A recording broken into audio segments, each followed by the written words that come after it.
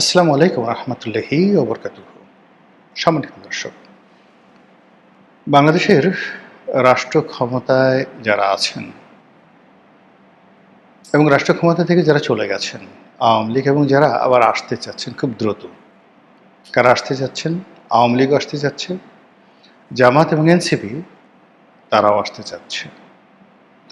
ক্ষমতা আসতে চাচ্ছে ডক্টর মোহাম্মদ ইউনূস থেকে শুরু করে অন্য যে সকল অপ্রকাশিত এবং গুপ্ত শক্তি রয়েছে তারাও।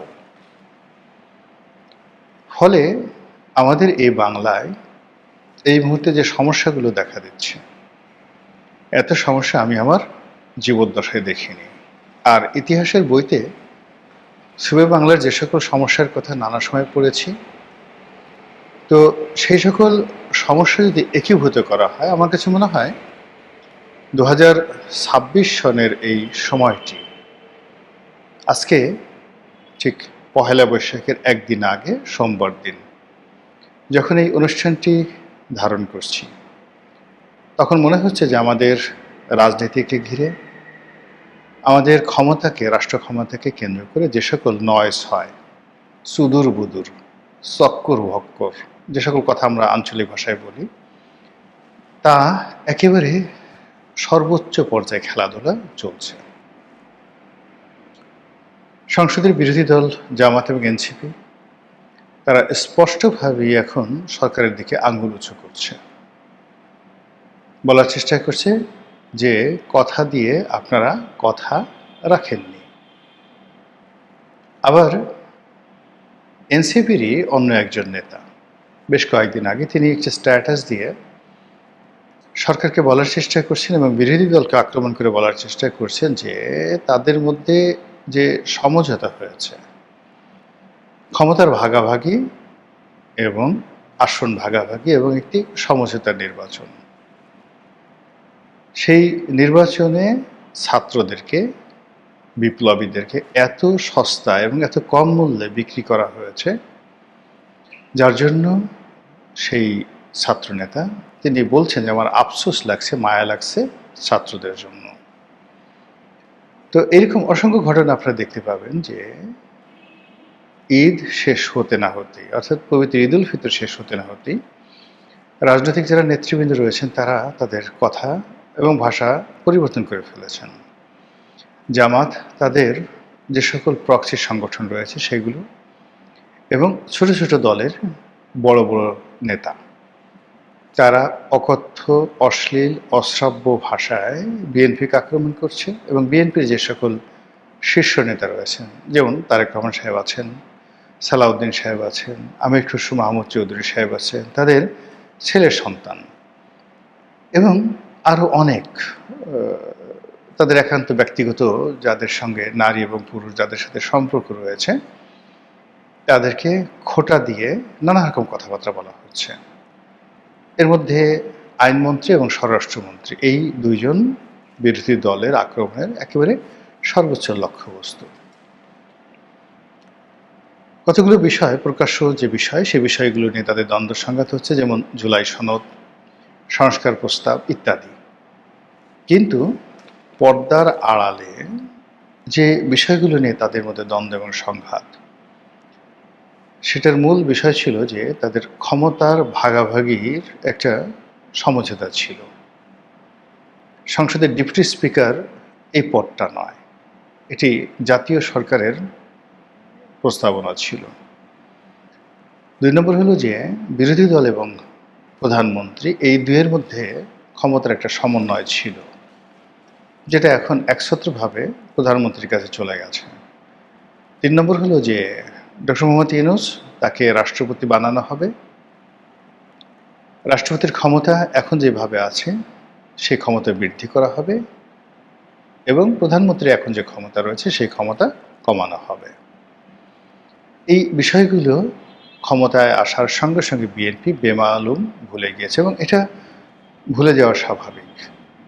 এই বিষয়গুলো নিয়ে যখন তর্ক হচ্ছিল, বিতর্ক হচ্ছিল, আলোচনা হচ্ছিল, ঐক্যমত্য কমিশনে নানা রকম বৈঠক হচ্ছিল, খুব হাতে গোনা অল্প কয়েকজন মানুষ আমরা বলেছিলাম যে এগুলো বিএনপি মানবে না। বিএনপি শুধুমাত্র কালক্ষেপণ করার জন্য বা যে কোনো মূল্যে নির্বাচনটি অনুষ্ঠানের জন্য যতটুকু কৌশলী হওয়া দরকার, যতটুকু নেগোশিয়েবল পাওয়ার তাদের থাকা দরকার, ঠিক ততটুকুই তারা প্রদর্শন করেছে। এবং তারা তাদের সর্বোচ্চ অভিনয় দক্ষতা দ্বারা প্রতিপক্ষকে রীতিমতো বেকুব বানিয়ে দিয়েছে।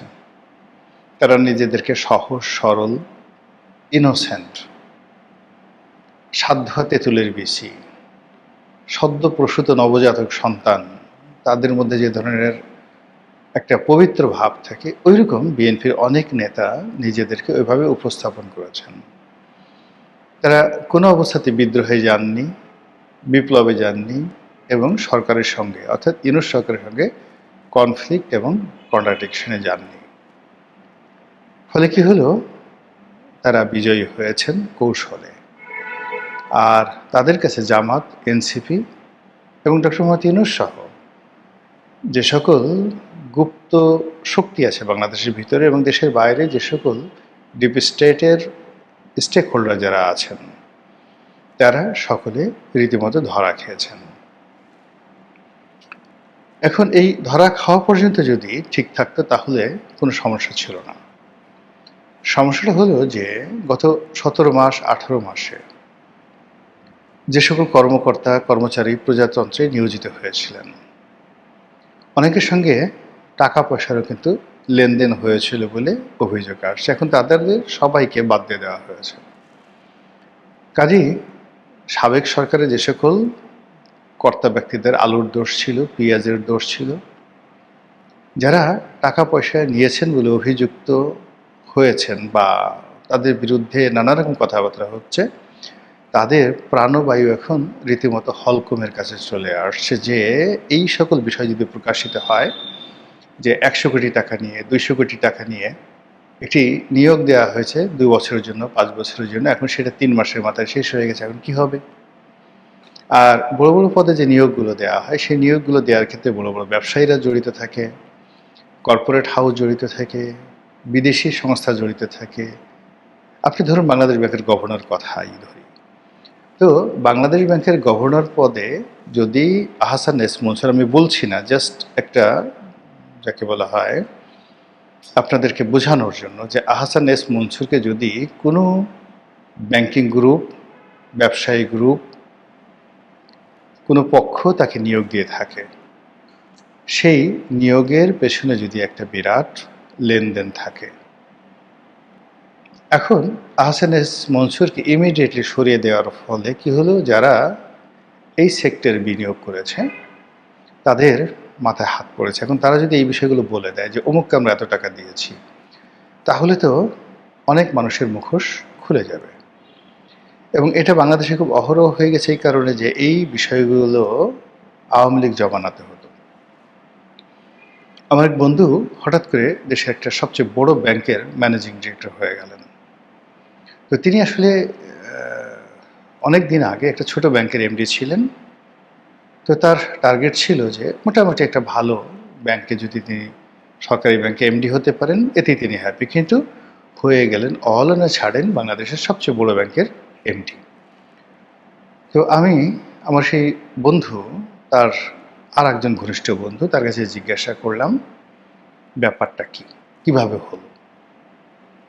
তখন সেই যে এমডি নিয়োগের জন্য ব্যাংকিং সেক্টরে আওয়ামী লীগ জমানাতে যে সিন্ডিকেটটা ছিল, এবং সেই সিন্ডিকেটে বিভিন্ন ক্ষমতাধর ব্যক্তির আত্মীয় স্বজন, ছেলে মেয়ে, তারা যে জড়িত ছিল, এবং এই ব্যাংকের একটা এমডি পদে নিয়োগের জন্য কি পরিমাণ টাকা সেখানে ঘুষ লেনদেন হয়েছে, এগুলো বললে আপনাদের মাথা খারাপ হয়ে যাবে। এবং এই টাকা আমি আমার সেই বন্ধুটিকে জিজ্ঞাসা করলাম যে আপনি কেন এই কাজ করলেন, সারাটা জীবন আপনি ভালো থেকেছেন, কেন এই কাজ করলেন, টাকা পেলেন কোথায়? তো তিনি বললেন যে এরকম বিভিন্ন ব্যবসায়ীরা এই টাকাটা দিয়েছে। এরকম অবস্থা যদি একটা কমার্শিয়াল ব্যাংকের ক্ষেত্রে হয়, সরকারি, তাহলে বাংলাদেশ ব্যাংকের ক্ষেত্রে কি হতে পারে? ইসলামী ব্যাংকের ক্ষেত্রে যদি কোনো ডিল হয়ে থাকে, কিংবা ধরুন এস আলমের যে ব্যাংকগুলো, 4টি ব্যাংক এবং প্লাস এক্সিম ব্যাংক, এই 5টি ব্যাংক মিলে যে সম্মিলিত ইসলামী ব্যাংক করা হলো, এখানে কত টাকা ডিল হয়েছে, এই বিষয়গুলো নিয়ে যারা ডিল করেছেন তারা, যারা ক্ষতিগ্রস্ত হয়েছেন তারা, যারা বিনিয়োগ যাকে বলা হয় করেছেন তারা, এবং পরিবর্তিত পরিস্থিতিতে যারা আবার নতুন সিন্ডিকেটের মাধ্যমে টাকা কালেকশন করার চিন্তা ভাবনা করছেন, তাদের মধ্যে যে কনফ্লিক্ট অফ ইন্টারেস্ট, সেই ইন্টারেস্টে খুনোখুনি হয়ে যেতে পারে। আমাদের দেশে নারী নিয়ে, ক্ষমতা নিয়ে এবং অর্থ নিয়ে বেশিরভাগ মামলা মোকদ্দমা হয়, এবং আন্ডারওয়ার্ল্ডের যে মারামারি কাটাকাটি খুনোখুনি যা কিছু হয় সবই কিন্তু এই অর্থ সংক্রান্ত।